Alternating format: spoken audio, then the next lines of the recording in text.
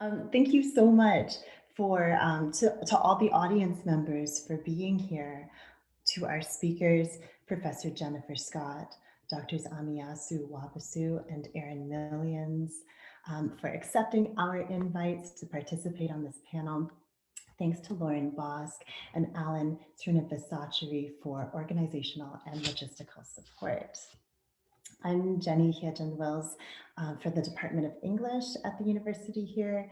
I'm also the director of the Critical Race Network. We'd like to remind everyone in attendance that this event is being recorded. And you'll notice that throughout today's event, everyone aside from our speakers is muted.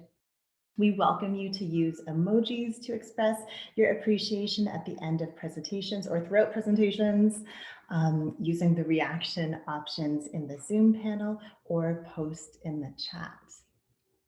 Today's event is 90 minutes in length, and we'll start with all three speakers giving brief presentations about their work. After the speakers have presented, we will open a moderated Q&A. Please type your questions into the chat box, sending them to me directly, Jenny Hietjen-Wills. And you can do so by choosing my name using the drop-down menu in the chat box. You can do this throughout the event. Also, you don't have to wait until that last moment. Closed captioning is available. You can activate it by clicking the closed caption icon located in the menu along the bottom of the Zoom window if you're joining us via Zoom desktop app from your computer. From there, select Show Subtitle. Otherwise, it will be available on your device's general Zoom panel. We are very thankful to Kate Pettigrew for providing this service. If you have any questions or experiencing issues during the presentations, send a direct message in the chat to support, which will be monitored by Lauren Bosk. Thanks.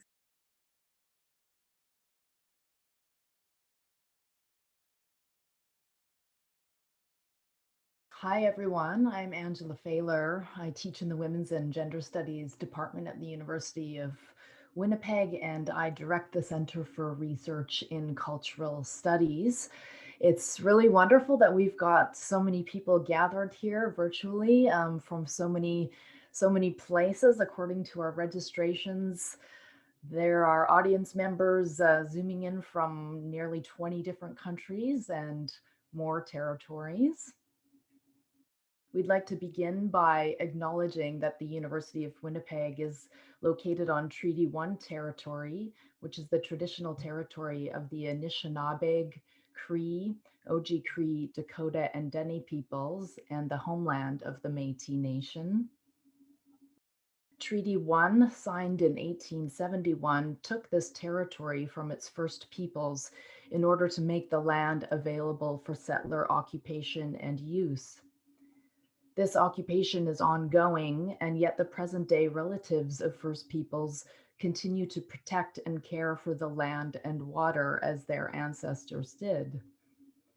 We express respect and appreciation for these relatives and ancestors, while recognizing that we must do better in our work as educators, researchers, and members of the university community and beyond to remember and redress the violence of our colonial inheritance.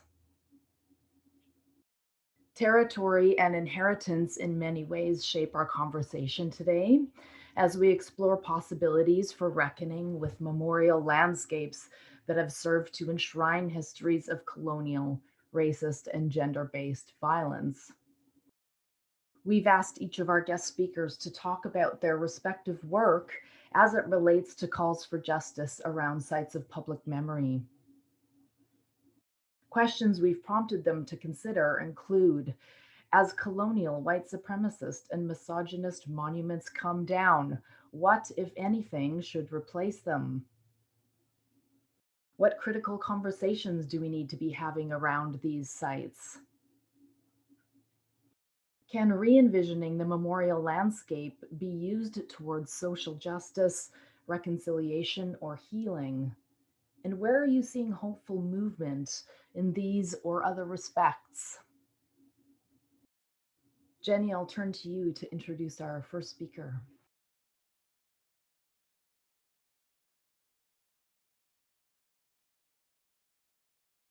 Professor Jennifer Scott is an anthropologist, curator, and public historian who works on arts and social change, memory and place, contested histories, and innovative strategies for museums, history sites, and um, arts and cultural centers.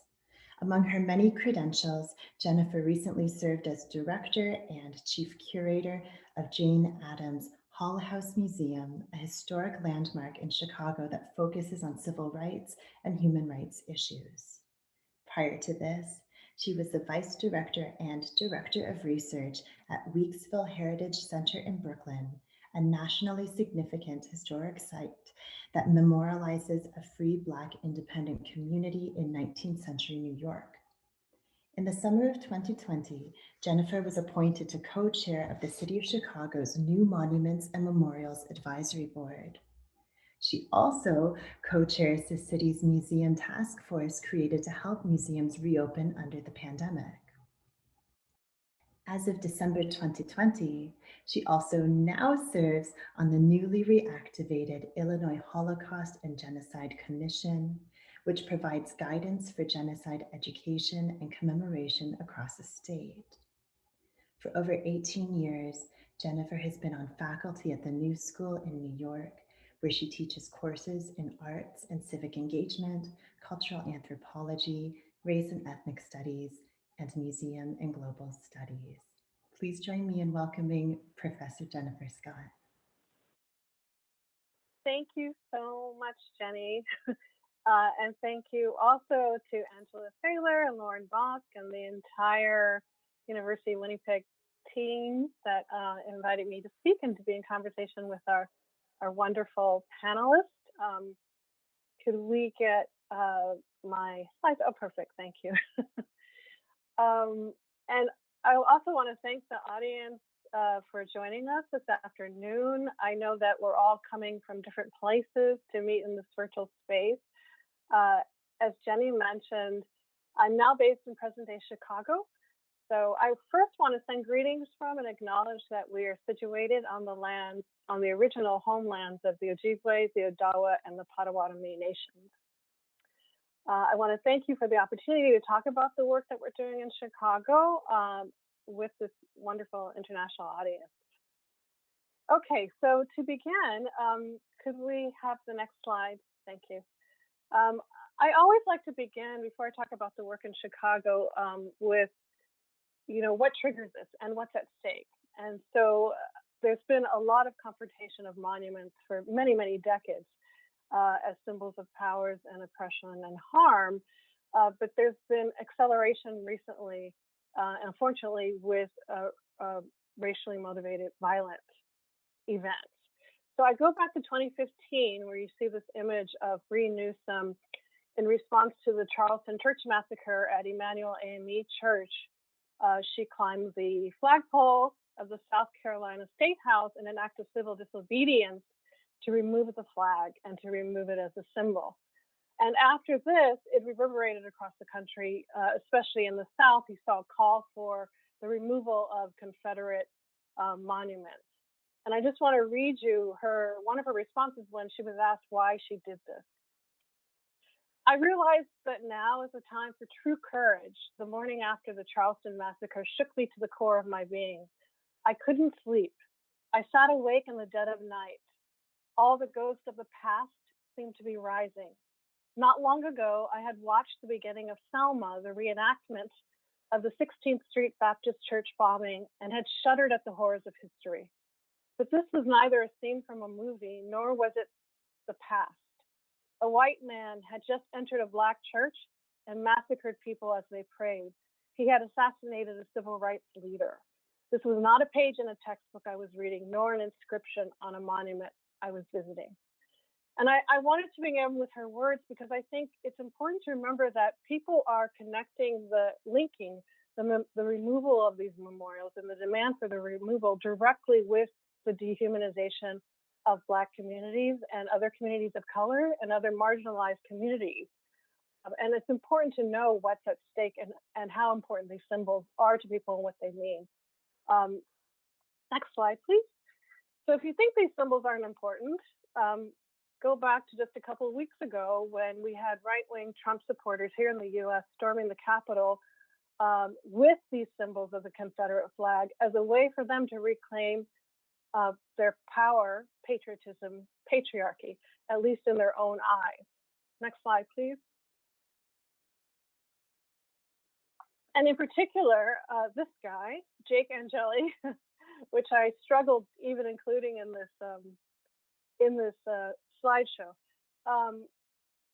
He is a protester wearing this headdress that is kind of broadly this reimagined Norse Viking horns, but it also has eagle feathers. He has his face painted. And I was so glad to see this article by Joseph Pierce written recently. It's an op-ed where he talks about this appropriation of this broader trope of these stereotypical images of nativeness and Native Americanness. And in this sense, as a way to lay claim to the right to power the land, place, and country while erasing Native Americans. He says, this person and all the people, the other rioters, repeats a long history of violent occupation by white settlers and the co-optation of indigenous people. And I wanted to include this just to show that these same stereotypes that they're using to reclaim and lay claim to power, we see in monuments across the US and of course, across the world of nativeness, these kind of stereotypes that are really damaging. Next slide, please. So Chicago responses, there's outside of the South, there's still a lot of confrontations with monuments. Next slide. I wanted to give you some examples of big conversations that are happening. Ida B. Wells Barnett is a suffrage activist, and she was a leader in the anti-lynching campaigns, a journalist. And one of her descendants, Michelle Dister, who you see here, is her great-granddaughter, along with other advocates. They've been raising money for over a decade, trying to create a tribute to her. There's very little in Chicago that pays tribute to her legacy, which is a huge legacy. Next slide, please. So just in Chicago last year, a major boulevard here called the Congress Parkway was renamed for her, which was huge. And they were finally able to raise enough money to create a monument. So they're working with well-known Richard Hunt. So it'll be really interesting to see what kind of monument is created. So stay tuned. Next slide, please. Another example is Jean-Baptiste Saab, who is attributed with being the first non-native settler of Chicago. He was of Haitian descent, and many groups have been advocating to create a monument that does justice to his legacy. So here you see all that really exists is a small bust. There's a museum named after him. And he hasn't been memorialized on the same level as other white settlers. At the same time, we all know that he didn't come to a place that was uninhabited. So there's a big question there with how to talk about, in creating a new monument, how to talk about these histories jointly and in conversation of Black non-nativeness and nativeness. Next slide, please. So we could talk, there's so many more examples, but a lot of the confrontations culminated this summer with 3 Christopher Columbus statues that were torn down. There was an enormous public protest that ended up in clashes with activists and police. A lot of people were injured, and so they were removed. Of course, people were protesting Columbus as the discoverer of the Americas and also responsible for the genocide and exploitation of Native peoples. Next slide. So in response, the city formed a new Memorials and Monuments initiative. It's now called officially the Chicago Monuments Project, to assess the city's memorials, monuments, and public art collections, and to make recommendations for existing monuments, but also new monuments. The committee is working with city agencies like the Park District and the school district, the public school district, who also have public artworks, to assess them as part of a nationwide conversation that's intended to reckon with antagonistic, singular, false, or incomplete narratives that are represented through our monuments and public works. Next slide, please. So this is the charge. These are the charges of the project: to appoint a committee, which I'm one of the co-chairs are, as Jenny mentioned, And the committee is 30 strong. It represents a wide diversity of people in the city: artists, cultural and civic leaders, elected officials, historians, preservationists, activists. As I said, we're sort of in the middle of this phase now of assessing the existing monuments, which I'll talk about a little bit more in a second, but there have been some flags. We're supposed to flag the problematic ones, but also think about new recommendations with that last bullet point, and work with artists to create new monuments. Of course, an essential part of that process is creating as many opportunities for public engagement and dialogue as possible to understand what people think about these monuments, what they dream of, what they want to see in the future, and how they think about monuments in general. We just don't know. And so I feel like that's a really important part of all of this. Next slide, please. So what's being flagged? So far, out of 500 works, we have a little bit over 40 that are being flagged for these various reasons: connections to white supremacy, demeaning characterizations of Indigenous communities, connections to racist acts, slavery and genocide, of course, simplified one-sided stories, people left out of those stories. There's so many people left out of the stories: women, people of color, labor, migration. So we've flagged 40 and no recommendations have been made yet. They're under review right now. Next slide, please. So I'm just going to go through these really quickly to give you a sense of what's been flagged. A lot of these monuments, as it turns out, have come out of the World Columbian Exposition of 1893, which was this defining moment in Chicago history, situating Chicago in this world trajectory of Western civilization and progress. And so that kind of defined public artworks for Chicago for the next 50 years. And so in those monuments, you see these glorifications of non-nativeness, like here, marking the first white child being born in this commemorative plaque. Next slide, please.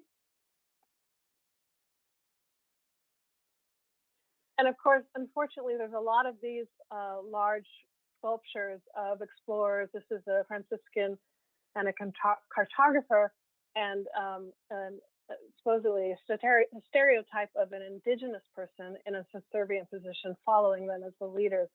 But a lot of glorification of the founding of Chicago, which is leading us and leading the project to realize that we need to be supporting a reinterpretation of the founding history of Chicago. Next slide, please.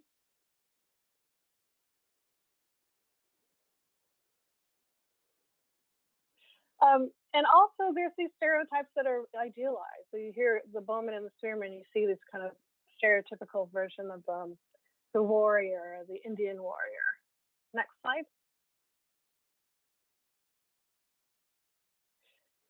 This is an example of the set of sculptures in the collection that are to individual war generals, but also to sort of supposedly iconic people. And this is a bust of Melville Fuller, who was the Chief Justice who presided over the separate but equal doctrine, which legalized segregation, essentially. And this, as you can imagine, is highly problematic to have this kind of a statue in one of the most segregated cities in the country, which is Chicago. Next slide, please. In the public art collection, there's also a lot of founding fathers, as you can imagine, a lot of Abraham Lincolns, a lot of Washingtons, like this one. This was actually already, what do I want to say, intervened with this summer, because we know that Washington, while he is seen as the father of liberty in the sort of traditional patriarchal way, he also enslaved thousands of people, Black people. And so someone had spray painted several things on this statue this summer. That one of them said slave owner, and many more things. Next slide. So what's possible? We're not there yet, but I just wanted to start throwing out a couple things to sort of imagine this conversation. Next slide.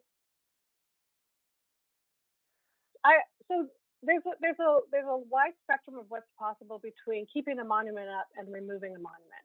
There's relocation. There's all sorts of ways of relocating. There's creating alternate monuments. There's creating interventions. There's all sorts of ways of creating interventions. So this one example of the National Memorial for Peace and Justice in Alabama, was led by Brian Stevenson, is in the category of new monuments, but to parts of history that have been unjust and ignored.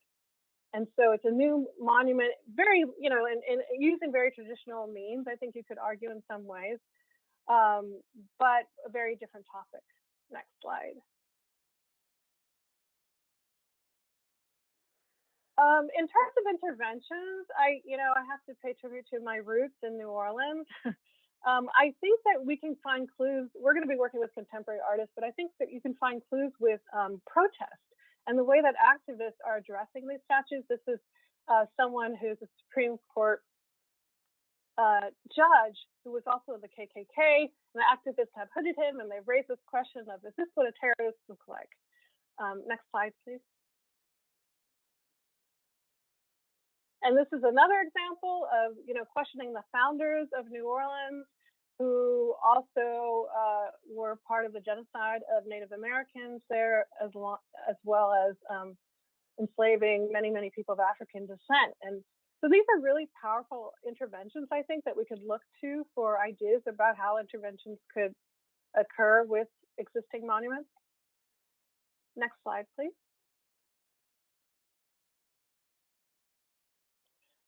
Right. So in 2019, there were only 5 historical statues of women in New York City reported, as compared to 150 historical statues of men. So this monument addresses these huge gaps in history. There's huge, huge gender gaps. I mean, I'm sure all of you have seen The Guy and the Horse. There's a lot of people who are left out of the monument landscape. So in response, one of the monuments is going to be created in Brooklyn in New York to Shirley Chisholm, who was the first woman ever to seek the Democratic Party's nomination for president of the US, and the first Black woman elected to serve in Congress.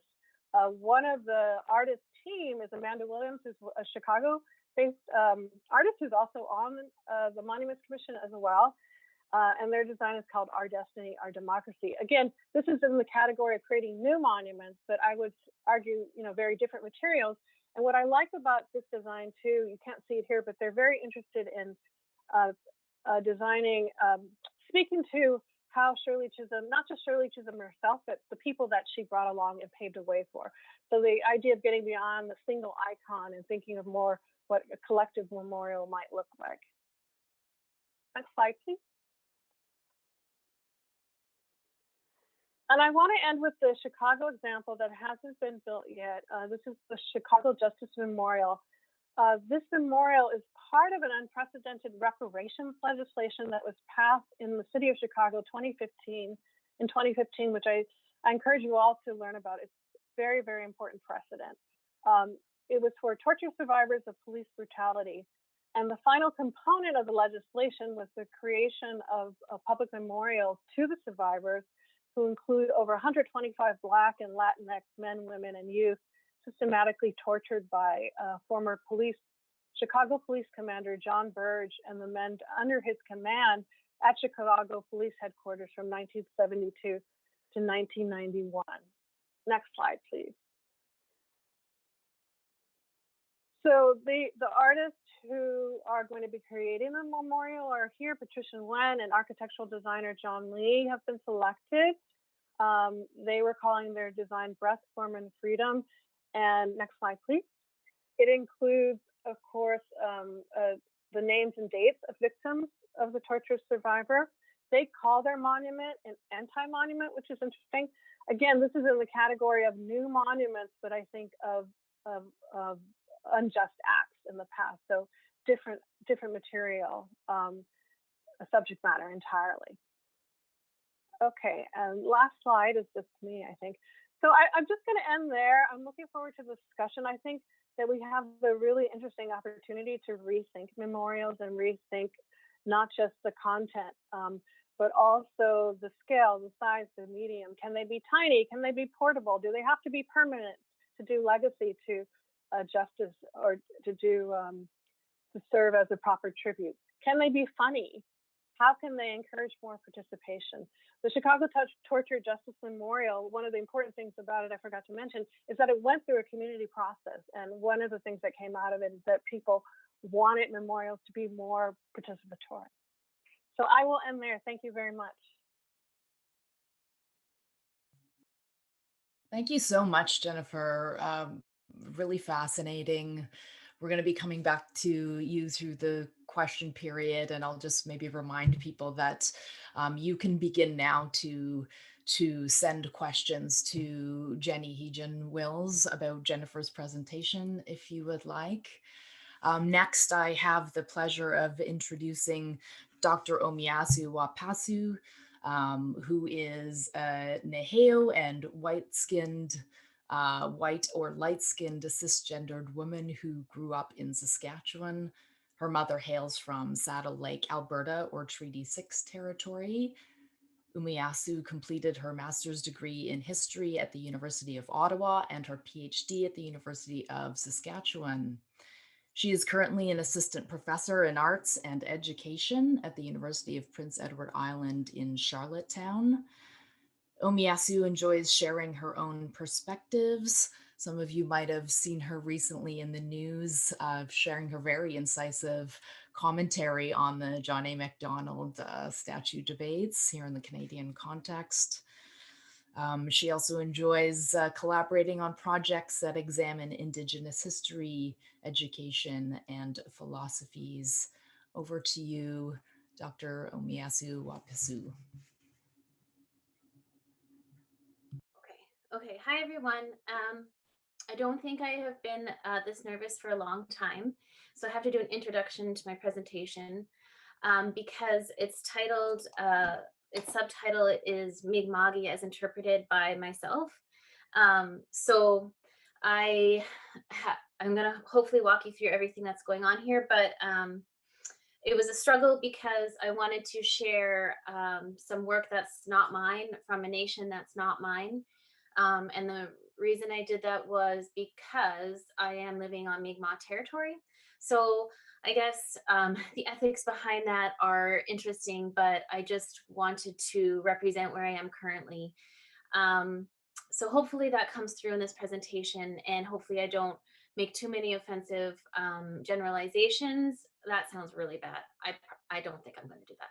But I do want to be clear. Yes, I'm Neheo. Yes, I'm light skinned. Yes, I grew up in the urban context, but also with that Neheo worldview that was provided to me by my parents and elders. So with that, I will just, I also have to trim off a number of pages at the end. So cross your fingers, everybody. Oh, and also shout out to Rob Innes, who is here for being someone who has inspired this work and was on my dissertation committee. So I'm just going to share my screen. Okay, so it's called Memorial, Reckoning, Moral, and Immemorial Places. And again, where I am Mi'kma'ki as interpreted by Omeasoo Wāhpāsiw. So, Ginniskamtanan, thank you, Danse, Omeasoo Nisigasun, Sugetsuwa no Tinya, Dawao Nuagamaganak. I acknowledge that where I sit is on the unceded land of the Mi'kmaq Nation of the Wabanaki Confederacy in the traditional district of Abegwit, which is another Mi'kmaq word that I say wrong often. I am forever grateful for their hospitality. Whoops. So I have also used the work of a Mi'kmaq photographer who has gained some notoriety recently. It's really exciting to watch her career take off. Now she doesn't have any time to take family portraits of us. But here is some of her work. I chose the Raven just because I think they're very chatty and they're always gossiping, and I feel like that's me. So I want to begin by describing how I'll respond to this panel, the questions I was asked, to talk about my work as it relates to calls for justice around sites for public memory. As racist, colonial, and sexist monuments come down, what, if anything, should replace them? What critical conversations do we need to be having around these sites? And is re-envisioning the memorial landscape a chance for healing or reconciliation? And where are you seeing hopeful action or movement toward this? And I think that our previous presentation by Dr. Scott was very inspiring, and I'm very grateful for all of the positive action that you shared with us. So I decided to take these questions literally and address the calls for justice from the National Inquiry into Missing and Murdered Indigenous Women and Girls. So just to remind you of these calls for justice. My research in the calls for justice was cursory this time. So if you have an intimate knowledge on the report of this inquiry, please bear with me. There are two areas where the calls for justice addressed monuments and memorials. And even if I did miss something, I do think that these two directives are demonstrative. So firstly, a call for justice in regards to all Canadians. Create time and space for relationships based on respect as human beings, supporting and embracing differences with kindness, love, and respect. Learn about Indigenous principles of relationship specific to those nations or communities in your local area and work, and put them into practice in all of your relationships with Indigenous peoples. So I want to emphasize a number of words here. Create, time and space, kindness, love, and respect, local area, and putting into practice. These words are indicative of how we as Canadians, if following the calls for justice from the inquiry, can enact hopeful action and movement through the creation of time and space that is kind, loving, and respectful, relevant to our local area. This will not be symbolic, but active. Further into the findings of the inquiry and searching for the words memorial and monument, we find two more examples of creation, space, and action. So in this photo from the executive summary, we see Sharon Johnson, sister of Sandra Johnson, who was killed in 1992, moving her own body and facilitating the movement of others through her local space every year on Valentine's Day, when they, quote, walk in Thunder Bay to honor those and remember those who are no longer with us, end quote. And in the very introduction of the calls for justice, we are again asked to move through spaces by taking pathways, and this will be monumental as it represents taking a completely different direction than the one that got us here. So again, we're looking for the term monumental, and what is monumental in these calls for justice? The steps to end and redress this genocide must be no less monumental than the combination of systems and actions that has worked to maintain colonial violence for generations. A permanent commitment to ending the genocide requires addressing the four pathways explored within Reclaiming Power and Place, the final report of the National Inquiry into Missing and Murdered Indigenous Women and Girls. As documented in detail, these pathways include historical, multi-generational, and intergenerational trauma, social and economic marginalization, maintaining the status quo and institutional lack of will, and ignoring the agency and expertise of Indigenous women, girls, and 2S LGBTQIA people. I think there's an extra Q in there, but why not?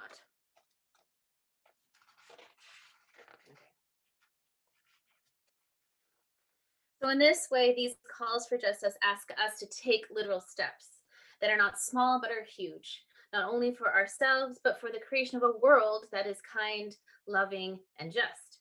These steps are both backward and forward, creating a groove that will end genocide and reclaim power and place for Indigenous women and ultimately for all Canadians. In regards to my work, I'm a very simple person, and I believe I have a very simple role, merely to explain to you why you should care about Indigenous peoples and Indigenous knowledges. For me, this has always come from a very self-centered proposition, because I matter.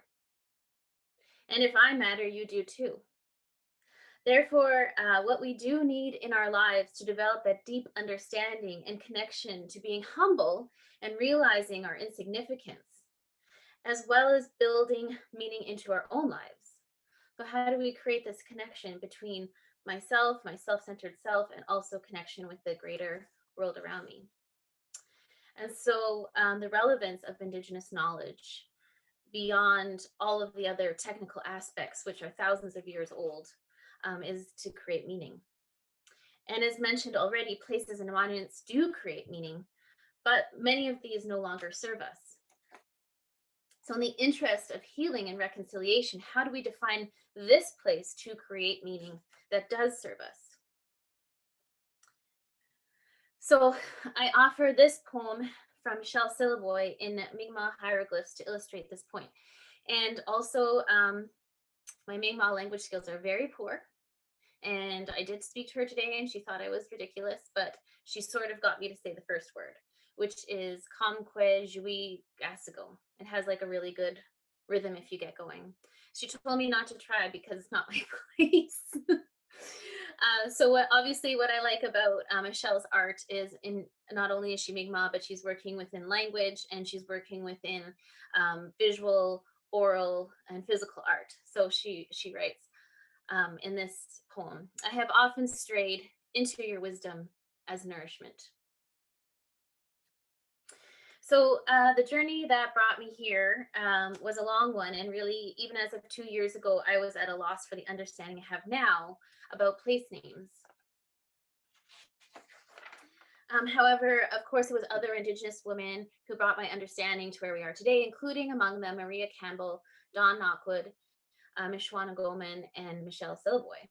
So just as an aside, I like to think that there are certain things that I know, that I feel in my bones.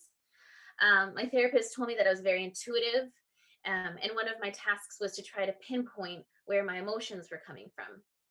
So I thought this is a ridiculous task that I find very impossible. But one of these things that I feel in my bones is I felt that Indigenous peoples have always been here from time immemorial, despite the science that has proposed other truths in my lifetime. So where did this idea come from that I feel in my bones? Elder stories, of course, that I believed, and a fundamental commitment to the idea that just because someone, like science or the public education system, said something is, doesn't make it true. And so, of course, science is now catching up to my bones and those of my elders. So the way that we share wisdom is reflective of the voices we choose to listen to, our elders, our religions, our educational system, and including those inscribed on our landscapes. And so my answer to the second question, as racist, colonial, and sexist monuments come down, what, if anything, should replace them? And Michelle didn't agree with me, but this was my suggestion, is nothing. Because as I've explained in different discussions, it's not an Indigenous ethic to create a monument, but it is an Indigenous ethic to relate to your space and to use that space to create meaning and to reflect the meaning that you see in that space. So I'd like to see replacing monuments with Indigenous place names, local place names that tell us something about where we are, that reinscribe that our life's purpose is connected to the land, its well-being, and the well-being of those that share us. So it was really nice to see the Ida B. Wells Parkway, I think it's.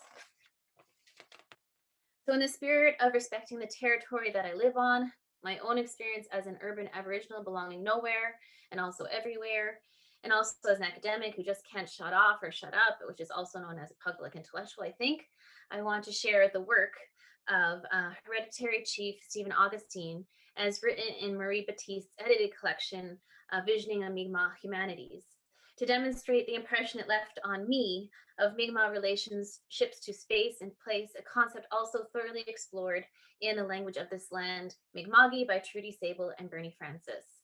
To not only describe to you a worldview that demonstrates the interconnectedness of place, space, and meaning making, in short, why Canadians should opt to decolonize, heal, and reconcile through using Indigenous place names all across Canada, appropriate to each locality.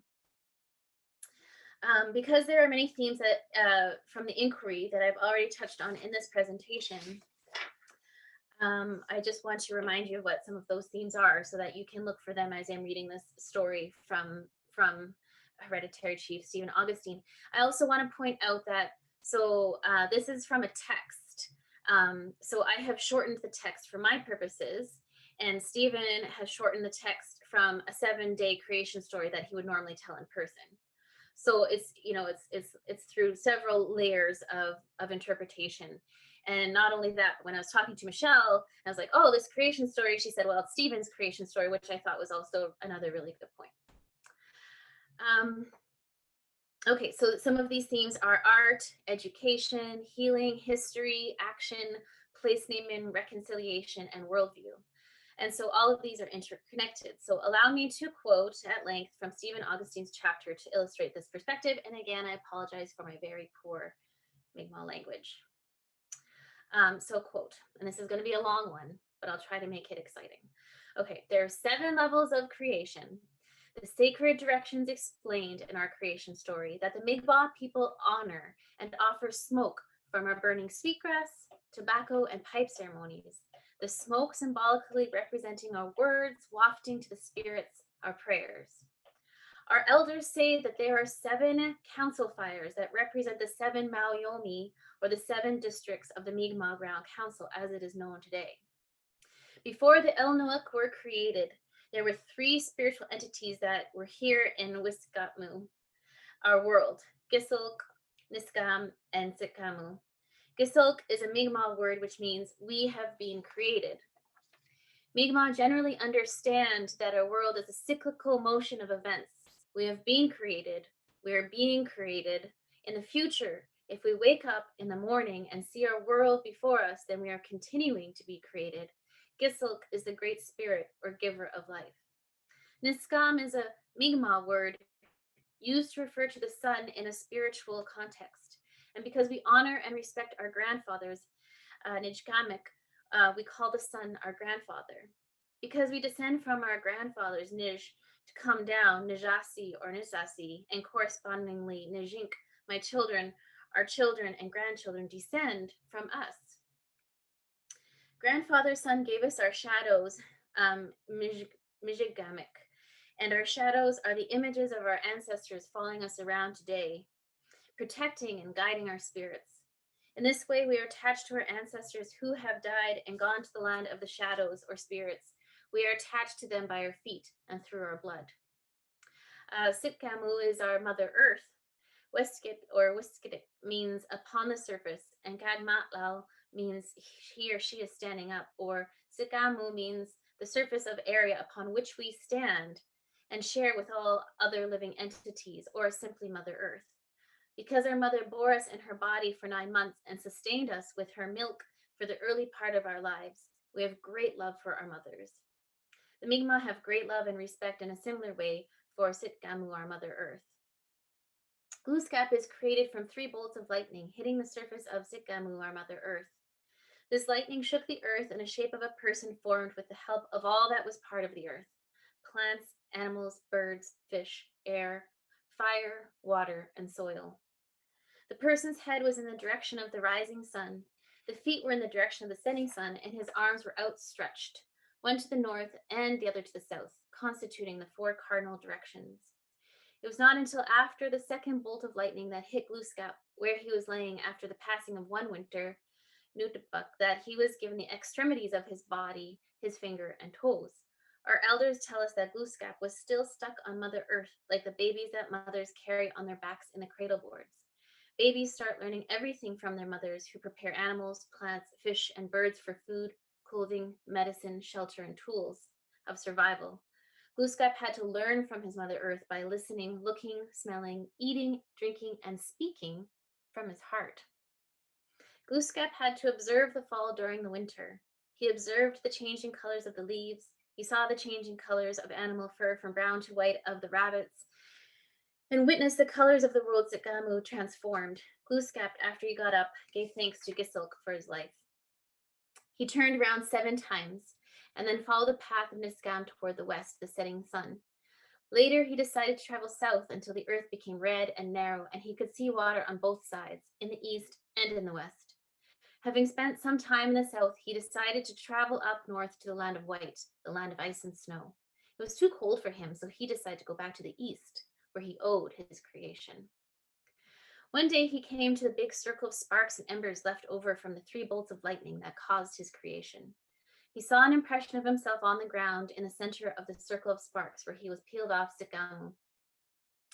Glooskap had become Wikjinu, a surface-dwelling being. The last part of the word, Wiskjignu, Inu, makes reference to Indigenous people as people of the earth, Mother Earth, and so we call ourselves Ilmu. Glooskap was sitting by the fire one day, and a woman sat beside him and asked, Gwejingwis, are you cold, my son? He said, yes. Who are you, and where do you come from? She said, I am your mother. Nikan asked Nim Guska. I owe my existence from a leaf on a tree, which early this morning fell to the ground. Du Gekbewisk formed over the leaf, and with the help of Gisilk, Niskam, and Wiskamu, gave me the body of a woman. She said, I bring all the colors of the world, and all the blues of the sky, the greens of the forest, and the yellow skies of the setting sun. Now, can anybody tell me how much time I have left? Because I have to cruise through the rest.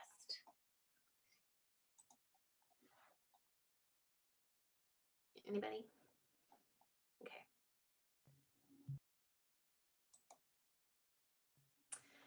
Okay, so these were some themes that I wanted to pull out that were relevant to this presentation. So points as taken from Hereditary Chief Stephen Augustine's creation story. First, the collapsing of creation into one event that continuously happens. So this is looking at the way we operate in the world from an historical and ahistorical in a hopeful place. So first of all, when the story first begins, he says there are 7 levels of creations, the sacred directions explained in our creation story that the Mi'kmaq people honor and offer smoke from our burning sweetgrass, tobacco, and pipe ceremonies. The smoke symbolically representing our words wafting to the spirits, our prayers. So my interpretation of that is as our prayers are going up and down, these different 7 levels of creations are actually collapsed. And so my interpretation of this creation story is exactly what the title of the book says, Visioning a Mi'kmaq Humanities, is explaining all of these different Mi'kmaq worldviews in great detail, but that at the same time, they're all taking place simultaneously. And he mentions it later when he says, Mi'kmaq generally understand that our world is a cyclical motion of events. We have been created, we are being created. In the future, if we wake up in the morning and see our world before us, then we are continuing to be created. And then when you see that Glooskap is created from 3 bolts of lightning hitting the surface of Mother Earth, again, when he goes back to himself, he's in a place where he was created. So it's collapsing all of these spaces into one. And then also because we descend from our grandfathers to come down, and correspondingly, Jink, my children, our children and grandchildren descend from us. Again, we see this concept of levels, but all taking place in one person. So secondly, we belong to a place. So part of the theme, one of the themes in the story that I saw was that the discussion of Mother Earth. And so while we look at these different 7 levels of creation, it's very clear that we are living on Mother Earth, and we were peeled off of the earth in the story. And Gamal means he or she is standing up. And Wagamu means the surface of area upon which we stand and share with all the other living entities, or simply Mother Earth. So again, there's this idea of us being connected specifically to the earth. So we're specifically in a place. And he talks about that when he talks about how the body, the person's head was in the direction of the rising sun, the feet were in the direction of the setting sun, and his arms were outstretched, one to the north and other to the south, constituting the 4 cardinal directions. So he's definitely placing a body in situ. And then, you know, he talks about how he travels everywhere, but he returns to the place where he owed his creation. So those are all different examples of how, while we're looking at this in an expansive way, this person is also very specific to one place. And that goes to the next point. We are simultaneously ourselves as well as everything around us. And some of those points can be repeated from the one above. So the grandfather's son gave us our shadows, and our shadows are the images of our ancestors following us around all day, protecting and guiding our spirits. In this way, we are attached to our ancestors who have died and gone to the land of the shadows or spirits. We are attached to them by our feet and through our blood. So I think a lot of the points I made, I'm just being fast because I feel like I don't want to take up too much time, but a lot of the points made previously are an example of Glooscap not only being himself, but also completely reflective of these different levels of creation and the different spirits that he's working with. Okay. And he also gives thanks to Gisilk for his life. So he's acknowledging, I have this life and I give thanks, but it's also part of all of these different things. My ancestors, these 7 levels of creation, the lightning that created me, and all the different aspects of the world that went into that. So my next point is we are made to love. So first of all, he talks about respecting our grandfathers and the sun is our grandfather. How our spirits follow us around all day, our ancestral spirits, protecting and guiding our own spirits, the love of our mother and the great love we have of our mothers, and then how Glooscap had to learn from his Mother Earth by listening, looking, smelling, eating, drinking, and speaking from his heart. And again, his gratitude for his life. And so finally, we were born to create. And honestly, I just wanted to find a way to repeat this because I thought it was so beautiful. So, quote, Glooscap was sitting by the fire one day, and a woman sat beside him and asked, Gwejingwis, are you cold, my son? He said, yes. Who are you, and where do you come from? She said, I am your mother. I owe my existence from a leaf on a tree, which early this morning fell to the ground. Du Gepwewisk formed over the leaf, and with the help of Gisilk, Niskam, and Sikamu, gave me the body of a woman. She said, I bring all the colors of the world, and all the blues of the sky, the greens of the forest, and the yellow skies of the setting sun. So in these ways, what I wanted to drive home in terms of healing and reconciliation was that recreation is a part of life. We can remember not to be afraid of change, to recognize that change is part of creation and our purpose of being. And not only were we lucky enough to be created, we must in turn create through love. Through these few principles drawn from this incredibly rich chapter that represents, 7 full days of oral history condensed into a very short chapter, we can draw some conclusions around monuments, reconciliation, and healing. In being individuals who belong to a place, that were born to love and to create, the recreation of the world we want to live in is the purpose of life. To change for the love of our own creation and the 7 levels around us, as manifest on the surface of the earth, is a moral obligation and has been since time immemorial. Thank you very much.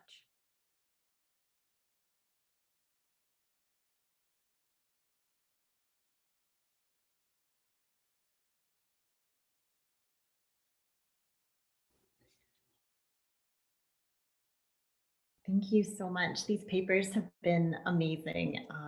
This is such an exciting and invigorating conversation.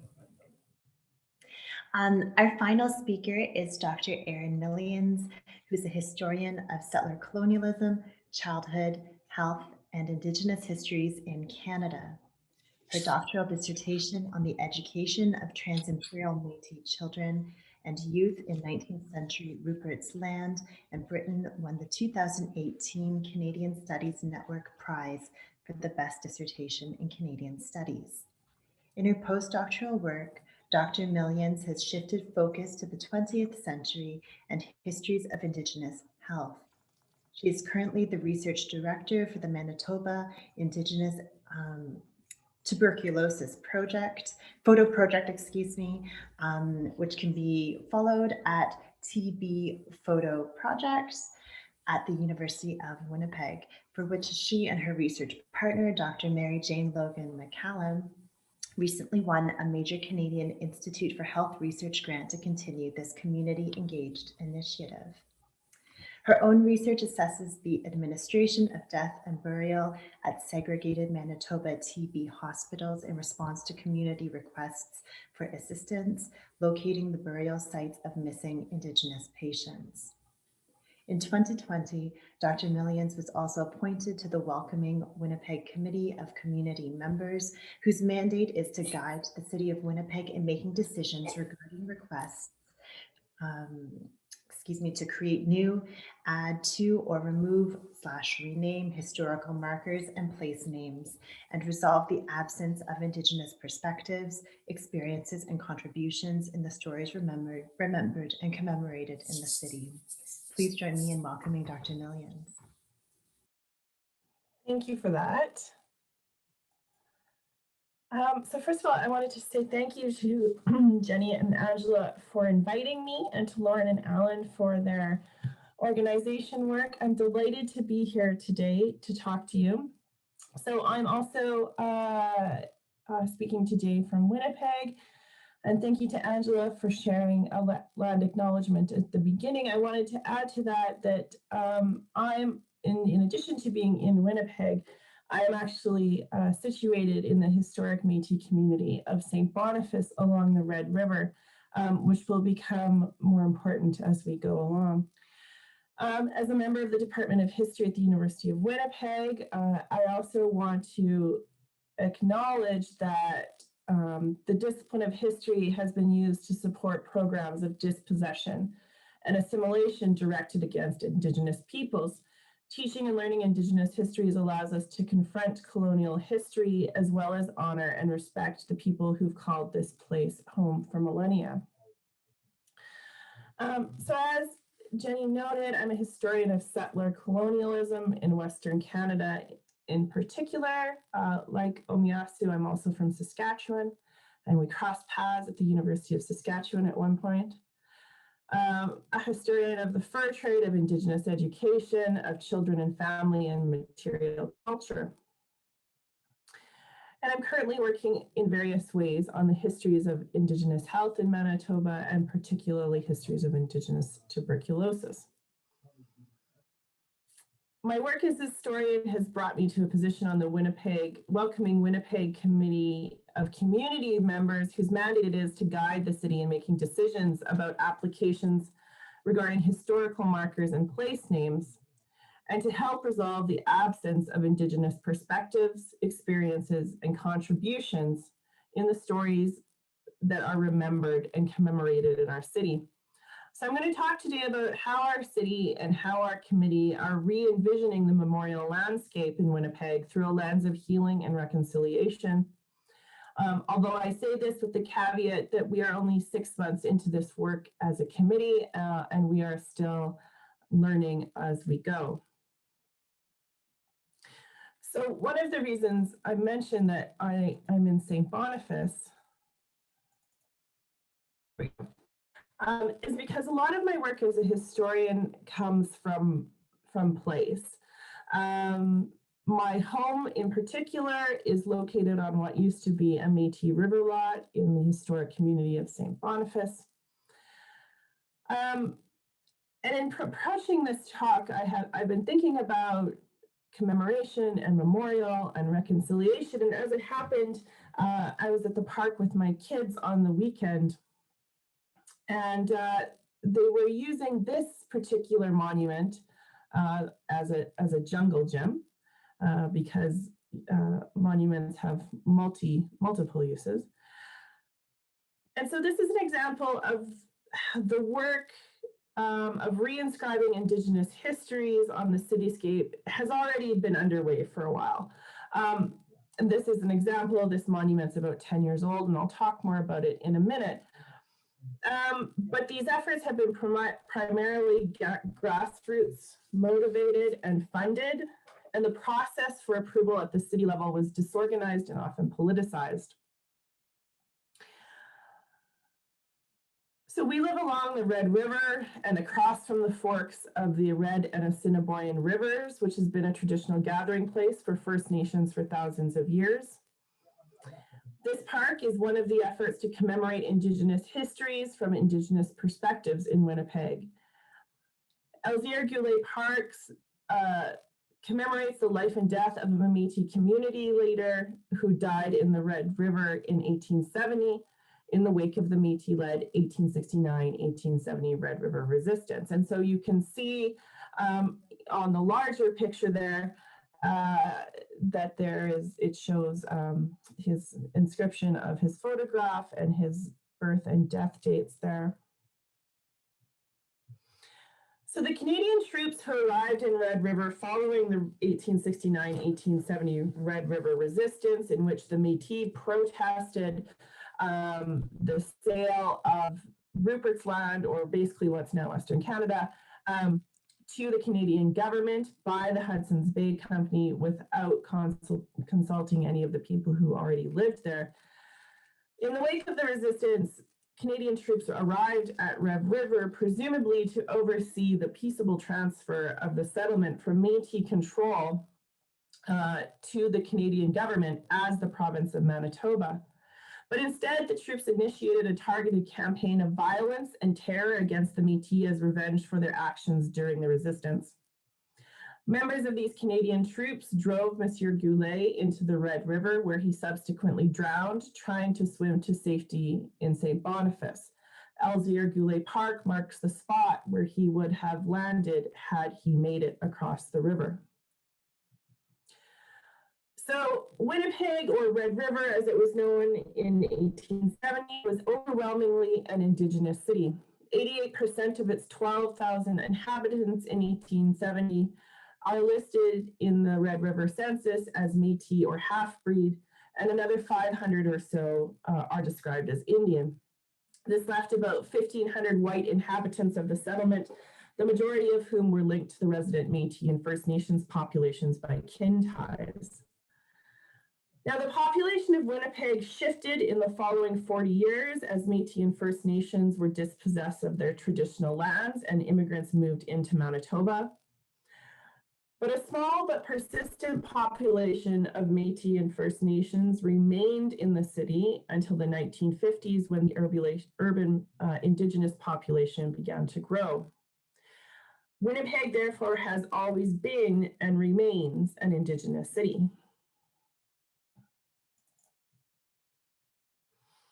These Indigenous histories and relations to the land, however, were purposely obscured as primarily British and later other European immigrants took ownership of the city's land and historical narrative. Instead of commemorating Elzier Goulet's leadership and subsequent death at the hands of Canadian troops, for example, Winnipeggers instead named an entire neighborhood and 2 schools after Colonel Garnet Wolseley, the officer who was in charge of the troops who led to his death.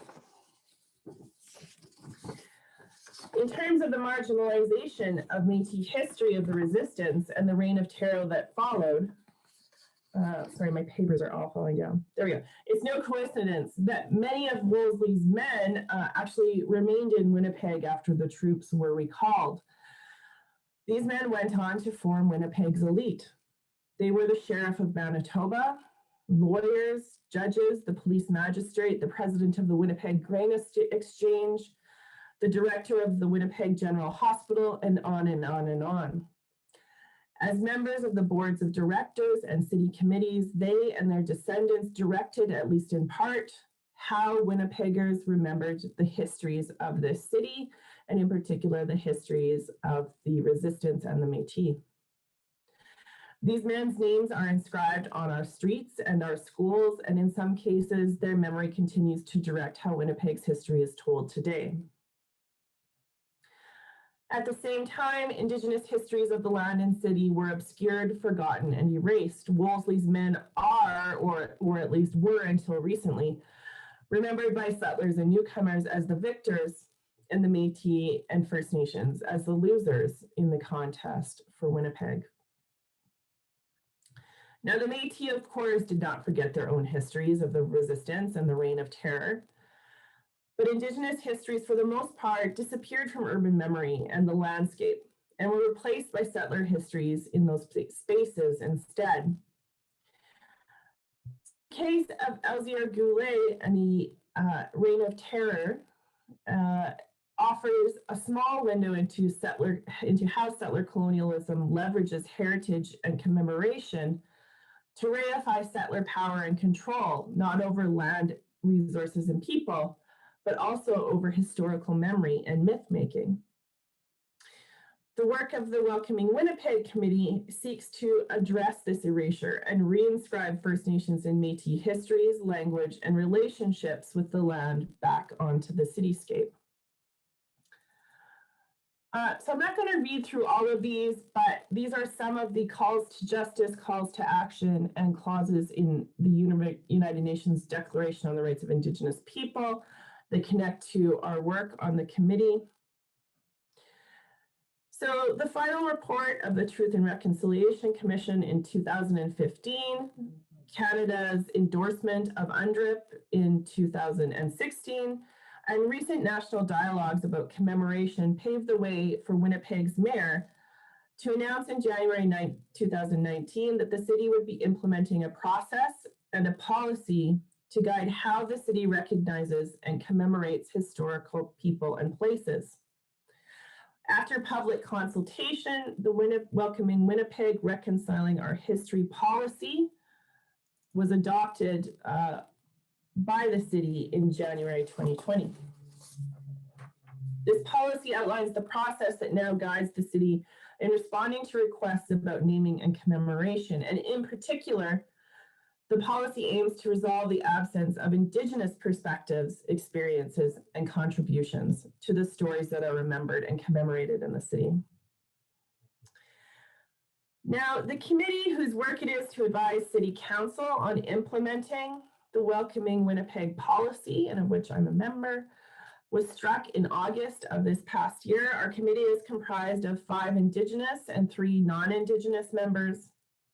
And we were chosen in part to represent diverse groups, including youth, 2S LGBTQIA, women, newcomers, elders, and the Anishinaabe, Cree, and Métis nations. Now, our committee is still new.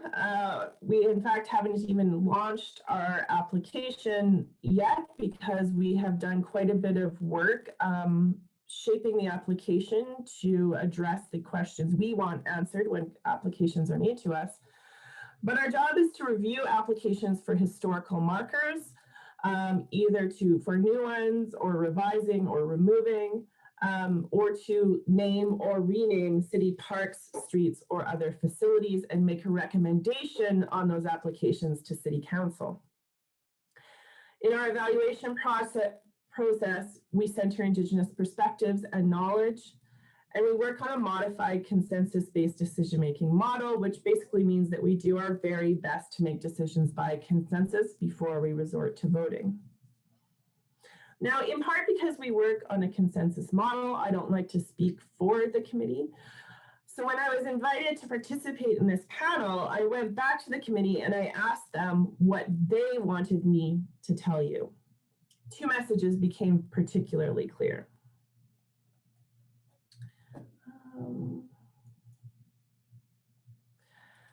The first is that the work of the committee should contribute to making Indigenous peoples in the city feel safe and comfortable on their own land. So I'm going to repeat that one because I think this is fairly unique in approaches to heritage and history.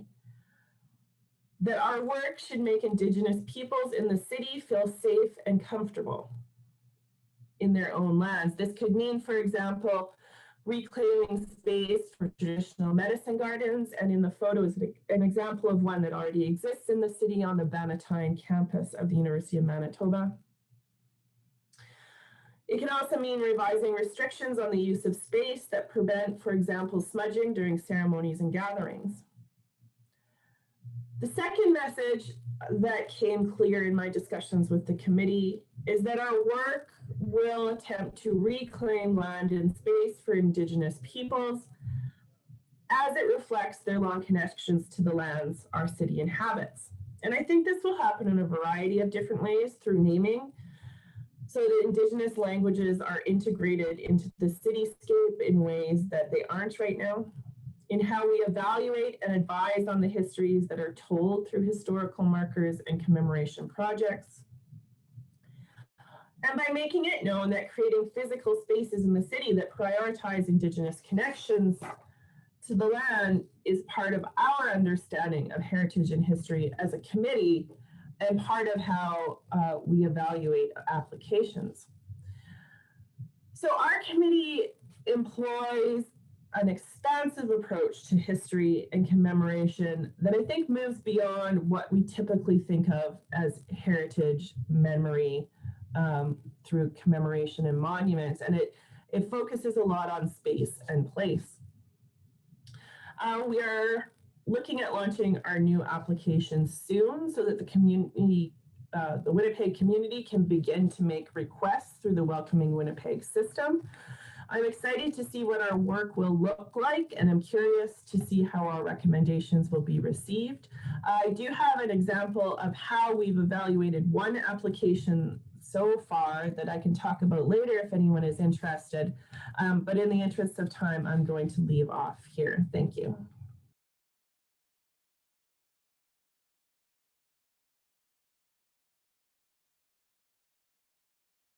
That's terrific. Thank you so much, Erin. Thank you to all three of the presenters, Jennifer, Omeasoo, and Erin. And I wish we had just, I wish we had a lot more time for responses and questions. But before moving on to questions from the audience, actually, I'd like to invite the speakers to address each other if you wish. Jennifer, Omeasoo, and Erin, you're all meeting here for the first time. And I'm wondering if there are any resonances among your work that you'd like to comment on. I heard a lot of connections, maybe even a few tensions, or maybe there's a question you'd like to ask each other. And then I will send some questions from the audience your way. Sure, I'll jump in. I really appreciated those presentations and getting a better idea of the Canadian context. There's tons of resonances. I do agree with Angela. I feel like we can probably talk for hours about this. I hope we'll have other opportunities even offline. I was really moved by Omeasoo, the way that you're elevating storytelling in all of this. It just made me think more about how monuments tell their story and what kind of stories we're telling, and thinking about, through that beautiful story and it's just so poetic about how creation happens and creativity happens. It's just really important to think about, what's behind all of this. So I really appreciated that part of it, and maybe thinking of alternative ways of memorializing as well. I really appreciated also the idea that there might be other ways culturally of thinking about monuments, that monument might not be a cultural value, period. So again, it's sort of underscored for me the importance of community engagement to understand how people think about this, or what they want, or what's possible, or the range of options. So I love that. And of course, with Erin, the process, I'm sure we could share a lot of notes on this process and things coming up. I love the thoughtfulness behind centering Indigenous knowledge and connections in how you're thinking of, how you're creating these kind of almost mundane, approval mechanisms, deciding what the criteria was. You're sort of stretching all these ideas of heritage and preservation that need to be stretched, that are, I think, frankly, outdated. So I love that kind of reinvigoration of those disciplines. So I'll stop there.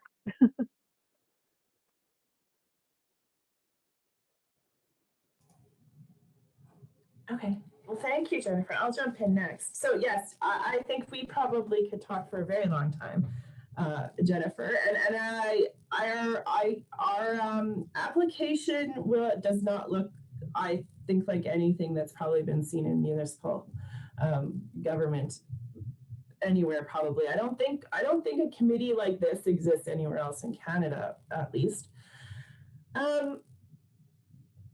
So I was really struck by Omeasoow's comment that there should be no monuments. I think that that's a really interesting observation, that that's not an Indigenous practice.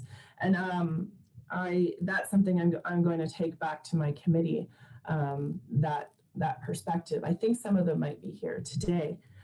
And also this is, you know, this is a little not so big, but that phrase, Jennifer, the guy on the horse statue, that's going to stick in my brain forever. Now, whenever I see one of those statues, it's going to be the guy on the horse statue. There's so many. There's so many. And I also am really interested in the process of cataloging the monuments and public art. And I have to say, before I started working with this committee, I never knew that I would be so interested in these mundane details, like cataloging monuments and the process by which applications come to be.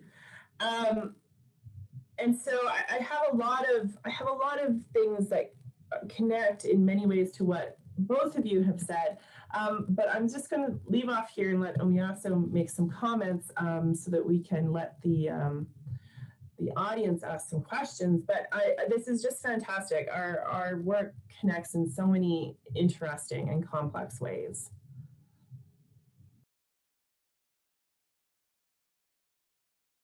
Well, I guess obviously one thing I really enjoyed about all of the perspectives was that they were very local and they represented these local experiences. And one of the connections is definitely like the political aspect of these markings on the land, which I think you both referenced, in particularly Jennifer Scott's. But it was no coincidence that in some of the readings that I have over here for additional reference, there are always like Métis voices are very much at the forefront of the discussion of belonging on the land. And I think that points to the generations of different people who belong on this shared territory that we're on right now. So I also want to say, like, right away, people disagreed with me immediately. So I'm, again, one of the people who just feels one way. So Stephen Augustine, he contributed to my list of references, and he said that one thing that he brought to mind when I was talking to him was the presence of the very sacred sites of medicine wheels. And when I spoke to Michelle, she was like, no, like there are petroglyphs all over the place. So definitely there are ways of inscribing on the landscape that I think are important or interesting, at least. And like one of my points throughout the whole theme of this topic is the purpose of creation, the use of creation, and in creation is art. So how do you create art without necessarily being permanent would be my suggestion. But anyway, I agree. I would love to talk to all of you at great length for 3 or 4 hours over coffee in Chicago, because I've never been there. Okay, this is amazing. So energizing, and I'm gonna take a couple of questions from the audience. This first one in particular, I think, reflects some of the creativity that's being communicated by all of you. The question is from Alan M. Question for Jennifer in particular. Have you worked with performance artists, musicians, or dancers in reimagining memorials and monuments? And Alan, thanks everyone for the panel. Thank you for that question. So we're not at the stage at the Monuments project in Chicago. Is not at the stage where we're engaging artists, but that will be fairly soon, hopefully in the spring and summer and fall. And that's open to more than visual artists for sure. So it's all about whoever is drawn to the thinking about reimagining public spaces. So the hope is that that artists of all kinds will be interested and engaged, because we need them all. I love the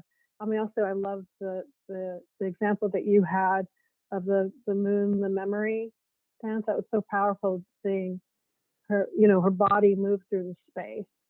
And I think that's, these monuments are only as interesting as people are engaging them, and so we need people engaging them in public spaces as they want to. So yes, that's the hope. It hasn't happened, but that's the hope. Thank you, Jennifer. A next question. It was addressed to you as well, Jennifer, but I invite the entire panel to think about this one. It's from Bruno C. The question is regarding the work that your commissions are doing on evaluating the future for evaluating future or new memorial projects. The question is, what place is there for generative forms of conflict in public memorials, or what room is left for difficult knowledge and historical narratives that might shock or unsettle? I guess in contrast with celebratory. Right. Great question. Does someone else want to go first since I just talked a lot? Oh, yeah. Sure. Erin? No, I can jump in.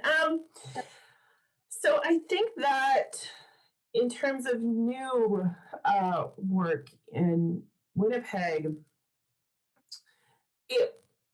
there is a lot of room for controversy. I think as a historian, my tolerance for controversy is probably a lot higher than the general public's. But coming out of the Truth and Reconciliation Commission in 2015, and maybe somebody could drop the link in there to the final report and the calls to action in the chat for the non-Canadians. Residential schools have become a big topic of conversation in Saskatchewan. In Canada, there's a lot of controversy surrounding this. As of yet, we don't have, certainly in Winnipeg, I don't think we have really any memorials to residential schools. I think there might be a historical marker, but that's the sort of new monument I could see happening in Winnipeg. I think that that residential schools now have been in the Canadian consciousness for long enough that this would be fairly accepted as sort of a next steps in reconciliation. At the same time, there's also a growing movement of residential school deniers in Canada.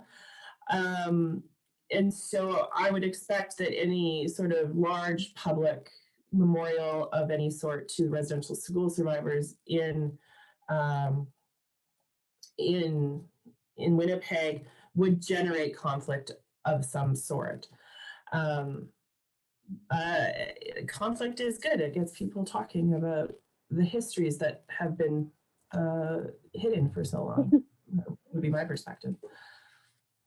I totally agree with that. I think that there has to be room for it. This process has to embrace conflict. And I think that, to me, that's the point, that these histories have been told too much in a simplified way and an exclusive way. So if you look at these monuments that are, a lot of times larger than life, intended to be permanent and eternal, the statement is that they should go unquestioned. And I think that's part of the problem, that these become sort of normative, so I think in terms of opening that up, it's important to do whatever is possible to question that. And that's going to involve different perspectives. I mean, the problem is that those perspectives have been dominated up to now. And those monuments to me that exist are these dominant perspectives that have been bought and paid for and designed for all sorts of, reasons. And so I think it's important to embrace that conversation of, conflict. But I guess I don't see it as much as difficult histories as much as history, because to me, I just feel like it's histories that have not been addressed because people don't want to talk about certain parts of the past because it would undermine something, their current attachments to power and privilege. But I think we have to embrace this process, has to include that. I don't know how to say it.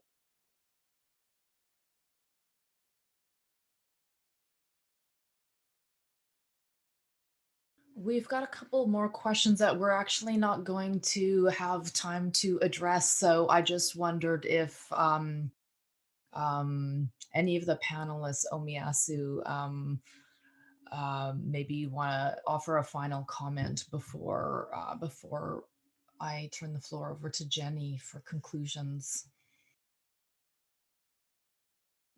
Conclusions. Okay. I had a really good thought. Now it just snuck out of my head. Oh, it was just to follow up with what Erin and Jennifer both said about conflict and the comfort level with conflict, which was one of the points I was trying to make in regards to creation and recreation, levels of creation. The idea that it's okay to change and it's okay to recreate. Um, and so just like you're saying, like this conflict is a part of our continued existence, and if we accept that and work with it, then we will continually recreate ourselves in a way that reflects more um, the conversations that we're having with multiple peoples, including Nwagamauganock, all our relations, so non-human spirits, including the land. So I'm excited about these concluding comments, but thank you for the moment, Angela.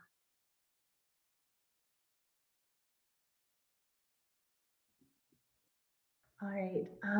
Thank you, everyone, for this really astounding conversation. I know many of us will be thinking of it, later on today, tomorrow, I'm sure, for a long, long time. I loved the ways that all of you talked about in different ways memorials as things that may be portable, invisible, non-permanent, as well as potentially playful. So thank you for these wonderful gifts.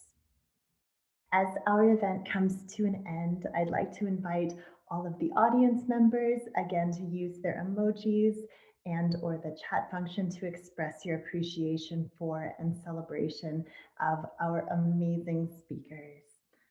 Thank you all for this invigorating conversation. My final joyful task is to ask our presenters how people might follow your fabulous works now and in the future. So I'm not sure if people want to put something in the chat where people can follow you on social media. You don't have to, no pressure. But I welcome folks to do that if they'd like. Thank you again, everyone, for attending. Thank you, Kay, for the excellent captioning. Lauren and Alan for your support. Yeah. Be well, everyone. Thank you.